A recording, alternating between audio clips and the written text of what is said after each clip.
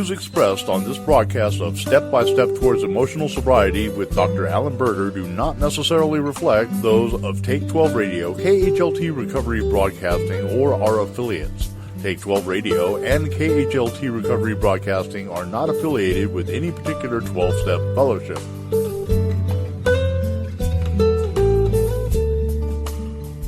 And now, here's your host, Dr. Alan Berger, and the Monty Man. Well, welcome everyone to another fine episode of Step by Step Towards Emotional Sobriety with your host, Dr. Alan Berger, who is on the phone with me right now. Greetings, Dr. Berger. Well, good evening, Monty. It's nice to be back with you tonight. You're on one in beautiful Southern California, and you're up in Oregon, aren't you? In beautiful Northern Oregon. So what's going on? What's going on for this show? Well, what we're going to do is, as we were talking to our listeners about in our last show, is I want to focus on what is a healthy relationship. How does a healthy relationship function? What does it look like? Mm-hmm. What are some of the characteristics that would distinguish a healthy relationship from a relationship that is really being destroyed by this emotional dependency that we've been talking about. So tonight we're going to focus on the I to thou relationship. This is a term that Martin Buber, a philosopher from Hebrew University in Jerusalem, talked about. He's written a book on it. There's a couple different translations. And, you know, sometimes when you're reading philosophers, they can be difficult. But what I'm hoping we can do in this show is to break down some of these ideas he has and to discuss this, because it's so important that we have in our mind, Monty, some kind of a goal in terms of what we're striving for. You know, we're not going to get there. Right? We're not going to be perfect in terms of getting there, but if we strive for this, if we try to have a relationship based on these terms that we're going to be talking about tonight, then we're going to be doing a lot of good for ourselves and for the person that we're in a relationship with. Sure. So it's an exciting show. I mean, I'm very, very happy to talk about this, because this is really what emotional sobriety is all about.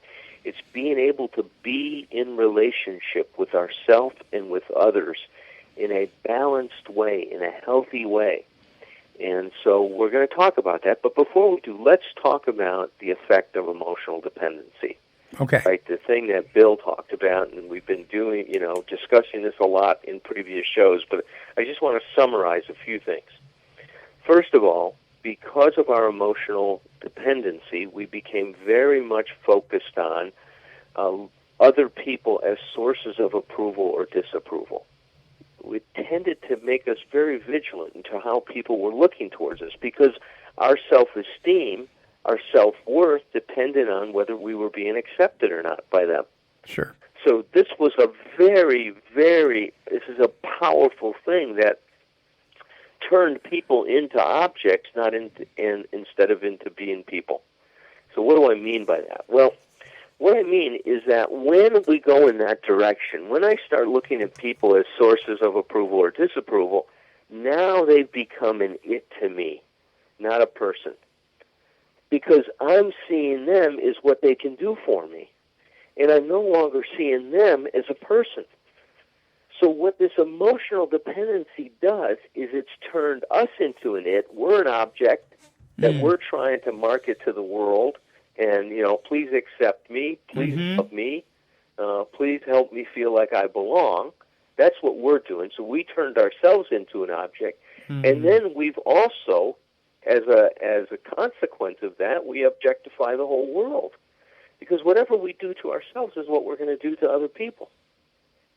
And see, that's an important concept for people to keep in mind, is that whatever you're doing to yourself is how you're going to treat other people. So the relationship you have with yourself is going to be very similar to the relationship you have with other people. So we'll get into more about that in a moment. But if I'm objectifying myself, it means I'm going to objectify you. Wow. So I'm seeing myself as an object that I've got to be marketed, and now you are the consumer, and I've got to look at you as, are you going to buy me or not, right? Are you going to purchase me? Are you going to validate me? Yeah. Are you going to accept me? So what happens is relationships no longer are personal. Mm-hmm. They are driven by this need for validation. And it shows up a lot in the bedroom, right? What's usually the first thing a guy says after he makes love to a woman? Did you like that? I like that for you. Essentially, he's saying, hey, give me a grade, would you? Yeah. Did I get an A on this or not? Was I all right? Yeah. We get so focused on orgasm. Did you have an orgasm? You know? So what happens is why are we so concerned about the person having an orgasm? We want to know, are you satisfied with us? Dr. David Snarch, a brilliant sex therapist, says that that's the best way to ruin intimacy, is get so orgasm-focused. Because when we do that, now it's all about the orgasm, and what happens is we miss each other. We're no longer relating to each other. We're no longer making love to each other. It's all about reaching this goal. All right, have an orgasm. Let's go.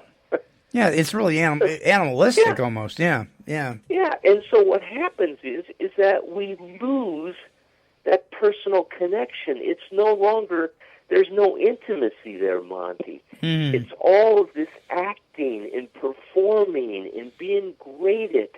And so our relationships obviously suffer terribly, not only in the bedroom, but what we say, I love this. This is a quote from my mentor, Dr. Kempler. He used to say, the door to the bedroom opens off the living room. And what he meant by that is that everything that we're doing out in the living room, how we live our lives, is going to show up in the bedroom.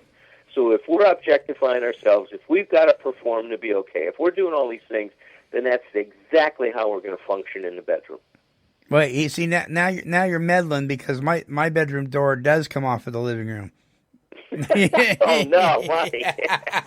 You're going to have a good talk with your wife when you go That's home. right. That's right. This is a family program, so we're not going to talk about. But you're what right. We're going to talk about with her. But yes, you're right about that. You're right about that. I mean, how I behave from the time Marcia comes home from work, because my work is on our property. Our studio's on a building separate, but we're right there at the house. So when she comes home from work, from that time to the kitchen, to the living room, to the time when we go to bed at night, you better believe it. You're right. In fact, I'll go back so far as to say, in the morning when she says goodbye to me and she's on her way to work, the way I respond to that can make all the difference in the world in setting up whether we have a successful evening. Yeah, that's right. Now even take that a step further. And now how you relate to yourself. Right. If you objectify yourself, you're going to objectify her. If you start to relate to yourself as the subject of your life and not as an object, then the relationship with her is going to change tremendously. And see, that's what emotional sobriety is. It's looking at what kind of a relationship we have with ourselves, and being able to start to develop the best possible attitude towards ourselves and others. I talk a lot about this in my new book, The 12 Hidden Rewards of Making Amends. But let me say a few things about this, because this is something, when I was sitting earlier today thinking about this show, is I don't want to set people up for failure. Right. And this is what I wanted to say to everyone. So what can we do? Because most of us, and I would even venture to say it even stronger, is that all of us have a degree of emotional dependency. None of us are fully matured. None of us have grown up to the point where that isn't a part of our lives. So what do you do? What do you do when you have these things? And what I don't want people to do is to feel ashamed of themselves for that, because this is who you are right now. You don't have to continue to be that way. You can start to grow up. But the way that we do it, and this was a contribution that was so important in the psychotherapy literature. There was a Dr. Arnold Beiser who wrote an incredible article called The Paradoxical Theory of Change. It took me a minute to remember it. The Paradoxical Theory of Change. And it is a brilliant, brilliant piece. If people want to find it, it's in a book called In Gestalt Now, or In Gestalt Therapy Now, The editors were Fagan and Shepard, and it was printed or published in 1970. So it's called The Paradoxical Theory of Change. Well, what does he mean by this paradoxical theory of change? Well, the summary of this whole article can be, or is as follows, is that we change when we own who we are, not when we try to be something we're not. So let me say that again to our listeners. We change when we own who we are, not when we try to be something we're not. So what does that mean in terms of this? Well, in recovery, we learn that we change when we admitted our powerlessness. Right. When we own that, then we were able to find a power greater than ourselves. Right. But until we owned that, we couldn't do it. That's right. When I owned that I was a liar, I could start to become honest. And not until so. And not till then. Not until then. Not until then. Yeah. When I owned I was insecure, I could start to build some security. Security, yeah. See, so change is paradoxical. See, that's what Bill Wilson and Dr. Bob captured in step one, was this paradoxical theory of change. You know, I do a lot of lecturing around the country on integrating modern therapy in the 12 steps and helping people understand the therapeutic value of the 12 steps. And this is one of the therapeutic values of the first step, is it creates this paradoxical change. So the same thing is true here when we're talking with people about this emotional dependency issue. If I am dependent on you and I'm looking for you to validate me, then the way I change that is by owning it. Bonnie, I need to say, look, right now I realize that what I'm trying to do is to get you to validate me because I'm dependent on your validation to feel okay. And in saying that, I start to release myself from the bondage of that. When I own that and start to take responsibility for what I am doing by declaring what's happening, I now start to create a possibility for me to change. So I wanted to tell our listeners that because I don't want them to be out there thinking, well, how do I get from here to there? Mm-hmm. Well, now I'm trying to help them see you get to here to there by owning what's going on. And if you feel some shame about owning it, then add that to it. Say, you know, I'm ashamed to admit this, but right now I'm very dependent on what you say. Right. I sure hope I can get to a place where I'm not, but right now that's how I'm reacting. And I know that's not fair to you because it doesn't leave a lot of room for you. Now there are some great thing to say. Let me interject something here. There are people that listen to this show, and I get emails like this quite often, that are really. I almost don't want to say this because I fall in this category. I have fallen in this category a million times in my life.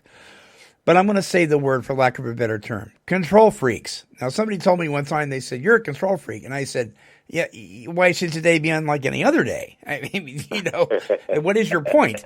But there are folks that will take what we say, not just this show, but other shows too, and will try and mold it around and twist it to build their own agenda. You're not suggesting that if I say, I'll give you my example of me, for instance. Let's say I say to Marcia, and I own it. Let's say, you know, honey, my self-esteem level is so crappy right now. I hate to admit this, but I'm really depending on some positive affirmation from you. And I own it, and I admit that. That's not to give power to the other individual to say, well, I'm not going to say anything nice about you because you need to grow up, right? Well, but there has to be room. If the other person's honest reaction is to say, look, I appreciate you asking me for what you want, I don't have it for you. Right. As long as they're being honest about it. That's fine. If you're authentic and that's your reaction. If you haven't and you want to give it to the other person, that's fine as well. But what we're talking about here is that you have to have a choice. And see, that's what this emotional sobriety is about. So if I say that to someone and they don't validate me and I get pissed off, then I didn't say it sincerely.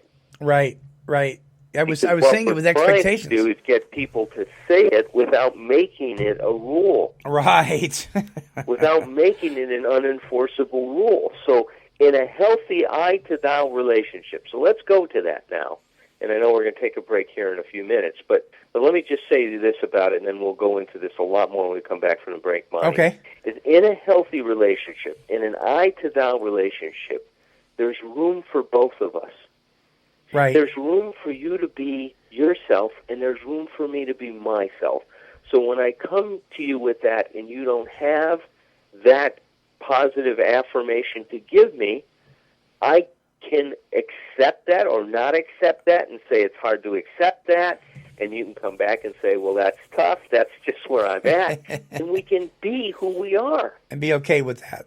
And maybe be uncomfortable with it, but ultimately know that if we encourage each other to be ourselves, we're creating the best possible relationship we can have. If I can make room for myself, I can make room for you. If you can make room for yourself in your relationship, you can make room for your partner. And that only happens when we get to an I-to-thou relationship, which means that we've let go of all of our rules and expectations for how that other person is supposed to be. Sounds like a good time to break.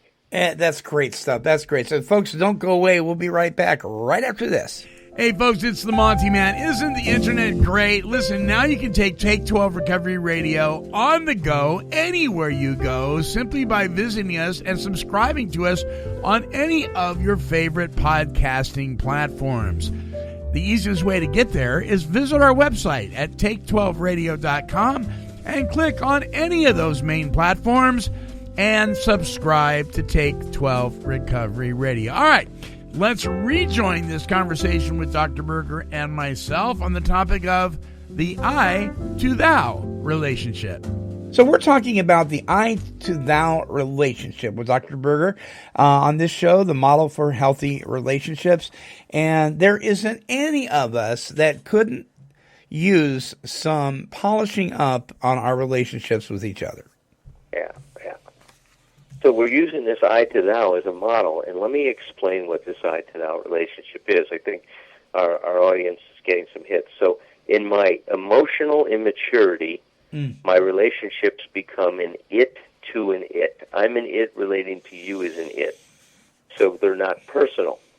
An I-to-thou relationship is a very personal relationship. Is that I am meeting you and seeing you and enjoying you. I'm going to read a line from Martin Buber that's in my book. It's on page 161 of 12 Hidden Rewards. This is how Buber describes it. Now, remember, he's a philosopher, so they say things sometimes in these very, very convoluted ways. But what page is this again? Things, but let me read it. What page is this again, Dr. Berger? This is on 161. 161, okay. 12 Hidden Rewards, right. Got it. So in the second paragraph, I start out by saying, so what does it mean to say that a relationship has this unique quality? Well, Buber described it in this way. When I confront a human being as my you and speak the basic word I-you to him, then he is no thing among things, nor does he consist of things. When I confront a human being as my you and speak the basic word I-you to him, then he is no thing among things, nor does he consist of things. So what Buber is saying is that I'm no longer looking at that person as an object. I am now interacting with that person as another person. I'm seeing who they are. I'm experiencing them and their essence and their spirit. I'm not imposing on them who I want them to be. I'm able to experience them as they are. Wow. That is good. It's a very, very powerful thing. And you see, that's what creates a great relationship, is when there's room for me and room for you. There's a book I've been wanting to write for a long time called Room Enough for Two. And that's the hallmark of a healthy relationship. Sure. There's room enough for both of us. So if we have a difference, I don't try to change your mind about how you feel or how you think or how you see something or how you've experienced it. I can just experience or embrace what you've experienced and it doesn't have to change my experience of it. That rarely happens in relationships. So I'll get a lot of couples in my office, and one guy, the gal might be saying something. Well, when you were talking to me the other night, I really felt like that you were putting me down. Mm-hmm. And when you said to me that, hey, I think you're spending way too much time with our kids, and you're not giving me enough attention, that I feel like you're not respecting the fact that of what I have to do with the kids, and that you don't somehow see all that they need. So that's what she would be saying to him. Well, most guys will come back and say, that's not what I said. This is what I was saying. I don't know what you're talking about. I was just saying that I want to spend more time with you. I miss you. But right. So when he comes back and does that, he's not hearing that she took it that way. That's her experience. His experience may be different. So if he was healthy, he would just say, wow, my experience in saying that, I was not that she's wrong. See, that's the problem, is that when he starts out and say, that's not right, that's not what I was saying, this is what I was saying, then what he's doing is he's discounting her experience. Right. So that's so respecting our differences would sound very different. It would sound like, wow, I'm hearing how you took that, and I hear that that's terrible, that you felt that way. Let me tell you what I was experiencing, what I was saying to you. And then we can try to talk about how we missed each other on this thing. Instead of making the other person wrong, see that there's room enough for both people.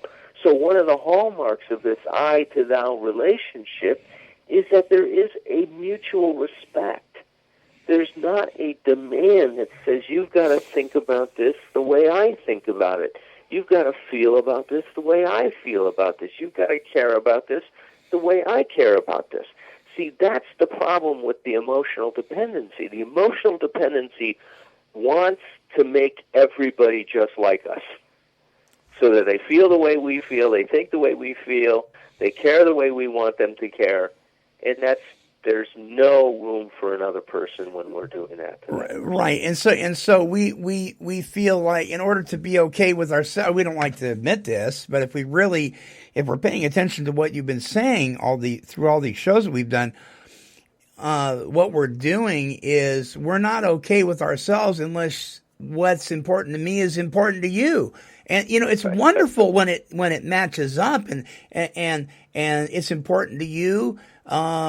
And it's important to me, but sometimes it just doesn't, and we need to learn to be okay with that and not be devastated. Right, and I'm telling people how to do that. It's something they've got to own that they're not okay with it in order to get okay with it. But let me read a little bit more from this book. So we're going to pick up on page 161, again in the middle of the third paragraph. I go, this type of a connection is personal, very personal. It is not colored by what should be or what is supposed to be. When we meet and make contact on these terms, in this intimate way, we are relating to each other as subjects of our conversation rather than as objects. We do not have an ulterior motive. Our only purpose is to make contact. We are not trying to manipulate the person to validate us. We are not trying to regulate them to soothe our anxiety or try to manipulate them for support. We don't need to, because we can support ourselves. We are simply present with them and with the experience we are having together. We are open to whatever happens, and we don't have an agenda or goal. Buber elaborates on this point. He says, the purpose of relationship is relationship itself. It's touching the you. For as soon as we touch a you, we are touched by a breath of eternal life. Wow. So this kind of an experience in a relationship is like touching God, Lonnie. Yeah. See, this is where a relationship becomes a very spiritual experience. When we can join someone in this manner, we are now opening up the possibility of having a spiritual experience with our partner, of really being touched by this breath of eternal life. And that's what it's like to be touched by God. Yeah, I agree. I couldn't agree more. Absolutely. And I love what the next paragraph says. It says Dr. Kempler used to say, to be more personal, we have to stop taking our partner's behavior personally. That's right. I would love to have a bumper sticker like that. Yeah. Well, we should make some, man, and maybe I'll make some, and then we'll have our listeners write in, and we'll send them one. Yeah, because that is just is so right on. I mean, I think, ever since we've been having this dialogue, and if people are listening and they're coming back each time that we update a show, they won't be able to ignore, just like I haven't been able to ignore. I see this stuff now. I'm hearing it more in people.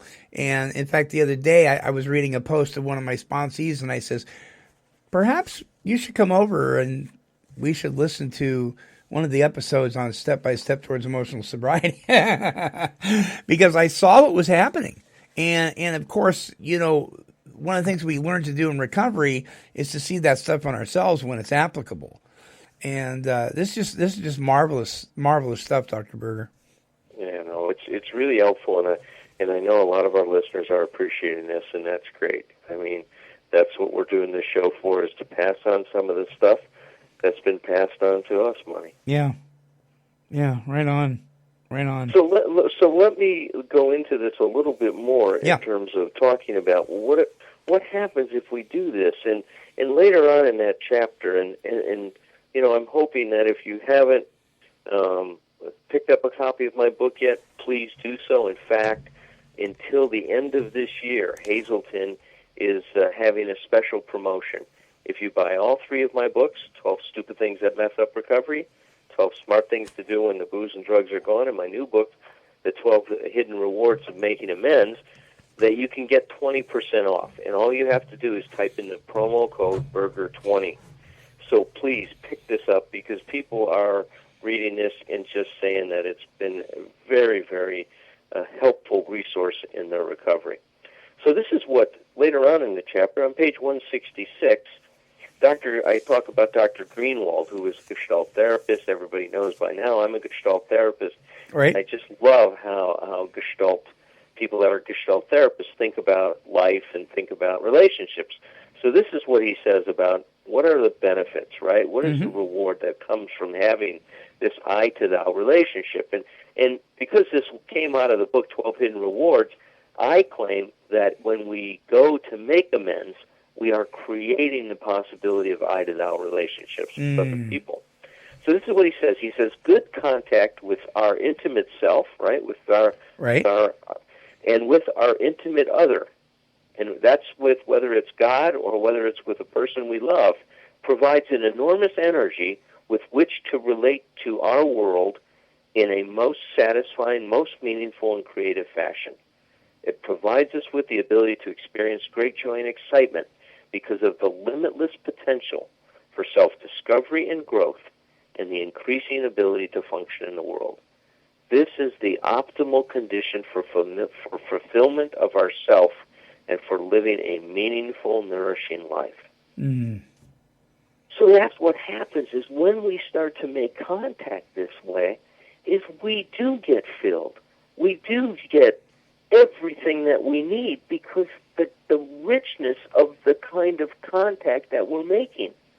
Whether we get our need met or not, the contact that we make with this person is such a nourishing contact that it really propels us in such a good direction in our life.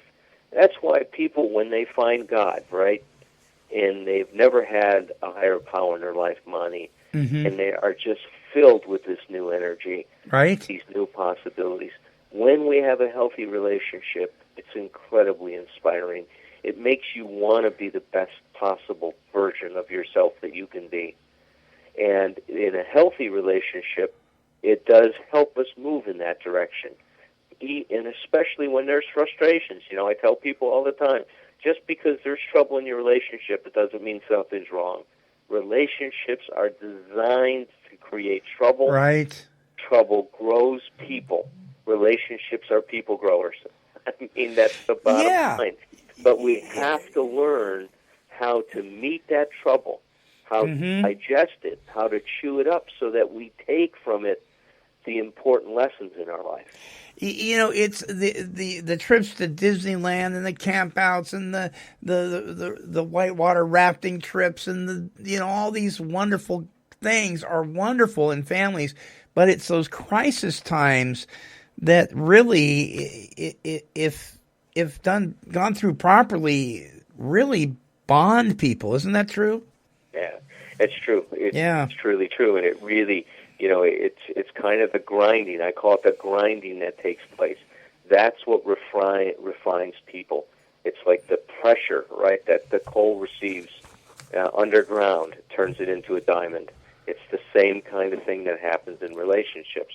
Our grinding helps us become the best person we can be. And when I said, how do we turn that trouble into something that becomes nourishing?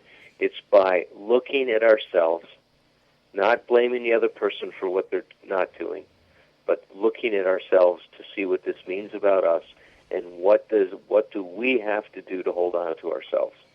That's going to be the topic of our next show.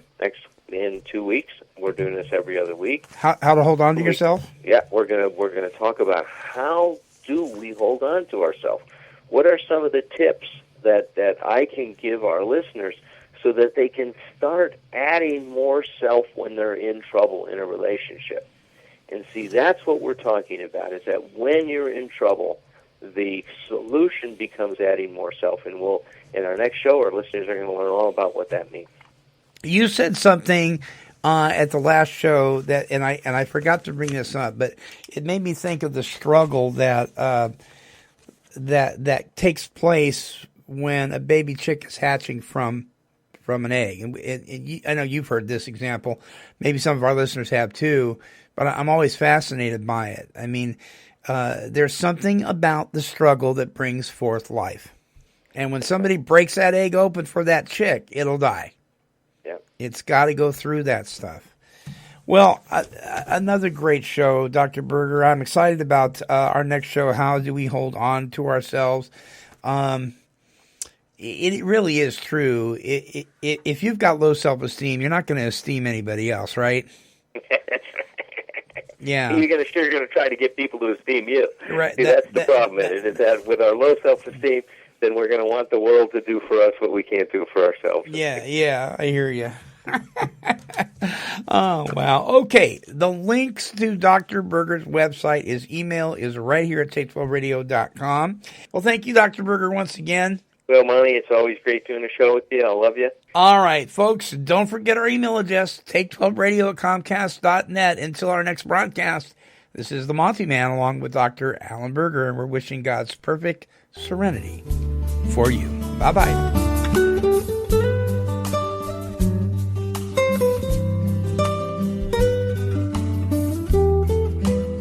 This has been a broadcast of KHLT Recovery Broadcasting.